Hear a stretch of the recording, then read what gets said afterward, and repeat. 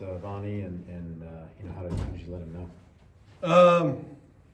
So, it was, I think I told you guys this last time I talked to you, but there's ups and downs. You kind of just gotta, I know everybody wants to know, but it's like, you gotta let it happen. You gotta let that stuff sort itself out, and guys have good days and bad days. And, the consistency that he showed kind of won out. These guys compete, and I told him, when I told him that he was going to start the first game, I said, you got two talented guys that are pissed off and hungry now, so they're going to be chasing you. You better up your game too. So I'm hoping we get the best out of everybody with it. Do you think all three of those guys are going to get a look on Saturday, potentially?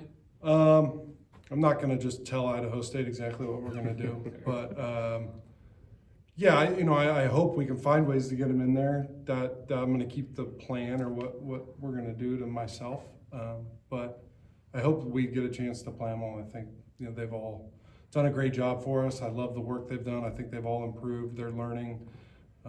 They're all competitors, and you want to see what guys can do in a real game when they're live too. So I hope, but I'm not going to really talk about what the plan is right now. You mentioned Vonnie has a couple pissed off guys behind him. Just what have you seen from Ben and Jabari kind of responding since then? Yeah, I mean that not like they're in a bad mood, but I mean that like these guys are motivated. They're going to compete, and they're going to go out every day and prove that they want it. Their attitudes have been awesome. I think Vonnie's attitude's been really good. I like the direction they're moving in. Beyond consistency, are there any aspects of Vonnie that gave him the edge?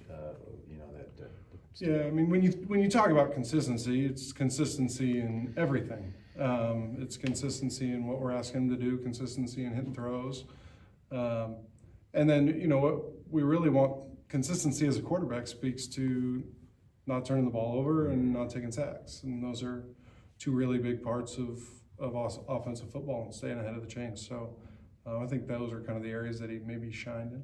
You take us back to January and you saw his film. I know you had other guys coming in, but you kept going back to him. Is it nice to see that kind of faith in him get rewarded? Yeah. I think that, as we've spoke before, the experience matters, and there's value in experience. Guys who have played in games and with live bullets going and against good teams, and where he played last year, it wasn't this level, but there was good teams that went in there, really good teams. So I think that yeah, I'm happy about that, but I'm really more genuinely happy about the growth of all of them. Yeah.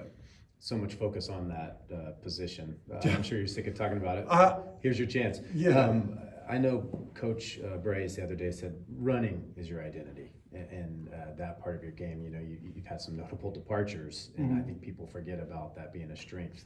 Could you just speak to that and elaborate on how that plays a role in the offense? Yeah, I think there's guys on the offensive line who played a lot of football, and the running backs I think are super talented. I think they really fit the run schemes and the way that we want to run the football. Yeah, we're going to run it. I think that if you can't run it, we all know what that feels like. Everything gets a lot harder. So we'll find ways to run the football, but I feel really confident in our ability to run the football. Jam and Hank, what do they bring individually to that role? They're 3 down backs. They both catch it really well. They're great in the open field. They're both really good in the pass protection world. Smart, versatile, good inside and outside runners. The foot quickness but they're not the same, but they're pretty similar runners. So yeah, I'm just really, really grateful that they're both here.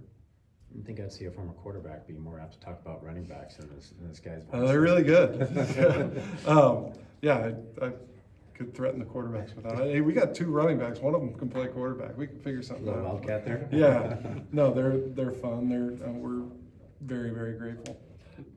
In talking to Trent a minute ago, he mentioned the Idaho State defense with the way they deploy their safeties. What do you see when you look at them, and what you got to do to be successful Saturday? It's unique for what you see, maybe just general West Coast football. It's it's a little bit more built off the Iowa State format. State model of the 3-3-5 and being able to deploy the safeties in different ways and have them, they're pretty versatile football players. So different for us, but it's football. And in the end, there's similarities and commonalities to everything people do. Hey, this is going to end up looking like so-and-so. And so our guys, it's nice that it's the first game of the season, our guys have been able to see a lot of it because it is different than what they see on a daily basis. It does seem like it's an opportunity for your big guys up front to maybe make an impact on the game against a defense like that. Yeah, I mean, we're going to count on them every game. We need them to get in there and cover guys up and get a hat on a hat and try to move people. So yeah, they will. That needs to be a strength and a consistent area of our offense, and that'll be a challenge for them every game. I don't think that any game, there's no game that we'll go into where it's not a challenge for them. They need to move people this week, and we'll ask them to do that. Have you had the chance to kind of think that full circle moment's coming on Saturday? It wasn't that long ago you were running out on that field. Yeah, I mean, I ran out there and then I put a hat on and stood on the side, but no, I'll be honest. Like, I just don't really think that way. You know, I'll probably get a little anxiety or a little tight, but that's just, I do that. I've done that every game in my career. It's just, you kind of get, there's a point, it's either Thursday afternoon or Friday morning or Friday afternoon that you kind of get that, whoa, okay, I'm starting to feel it. And you just want to get to the first play. I hate pregame warm-up. I just want to get to the game and go play because then you just start flowing. So it's more of that than like the storybook deal. It's just I want to go play football. What do you do to pass the time then, kind of between that pregame warm-up and kickoff? All of it, yeah. Try to distract myself with. I'll try to go for a walk or go for a run or do something on Saturday. But it'll be like that every weekend. It was so much new from coaches to the offensive line to the quarterback. I mean, are you curious to see how the team plays? Are you eager to see how they play? Like, how would you? I'm eager. I feel pretty confident in these guys that they know what they're doing and they know what they're doing. There's confidence, and I just want to call stuff that we can do that they know and can go out and execute and do it over and over again and allow them to play fast. I feel really good about where they're at. I can't remember if this got asked earlier in camp. Will you be in the booth on Saturday? Yeah. What do you like about being in the booth as opposed to sight? Sight, I can be organized, Yeah. have some pens and lay my stuff out, and rather than pacing up and down, holding cards in my hand and looking at paper. So organize your thoughts. It's a little bit easier to kind of see everything. I mean, the vision's not even close. You guys are up top most of the time. Like, it's a totally different game. Yeah. Thanks, Coach. How does the new schedule affect the way you prepare for games, especially with a rivalry game being much earlier in the season than it generally is? I don't think it does.